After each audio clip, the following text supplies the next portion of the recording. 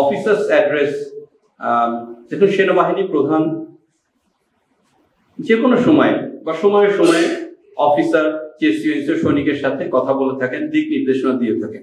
এটি তারই একটি ধারাবাহিকতা মাত্র। এখানে আমরা কোনো সাংবাদিককেও ডাকিনি, তিনি জাতির উদ্দেশ্যেও কোনো ভাষণ দেননি, বা আইএসপিআরও সরকারিভাবে কোনো বিবৃতি দেয়নি।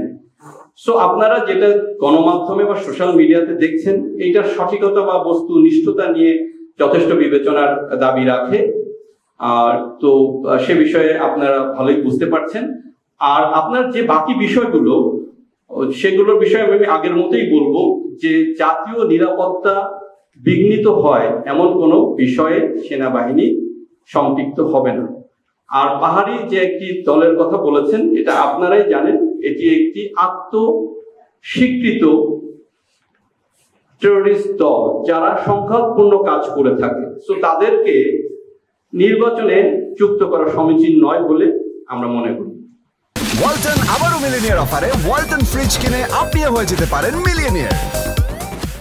আমরা এই বিষয়গুলো নিয়ে কোনো মুখোমুখি কোনো অবস্থান দেখছি না। আমাদের মধ্যে যথেষ্ট সৌহার্দ্যপূর্ণ পরিবেশ রয়েছে এবং আমরা একত্রে একসাথে দেশের জন্য, দেশের স্বার্থে, জনগণের জন্য কাজ করে যাচ্ছি।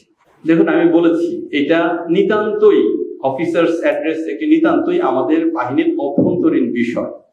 এবং গণমাধ্যমে আপনারা যেটা দেখতে পাচ্ছেন, এটা সঠিকতা নিয়ে যথেষ্ট সন্দিহান। কারণ আমরা এখানে কাউকে, যদি আমরা কোনো কিছু জানাতেই চাইতাম, তাহলে আমরা আপনাদেরকে ডাকতাম, গণমাধ্যম থাকতো, সেখানে আইএসপিআর সরকারিভাবে বিবৃত দিত।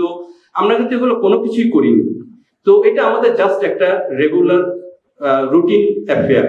সেনাবাহিনী প্রধান প্রায় হরহামেশাই আমাদের সাথে কথা বলেন এবং তার দিক নির্দেশনা দিয়ে থাকেন।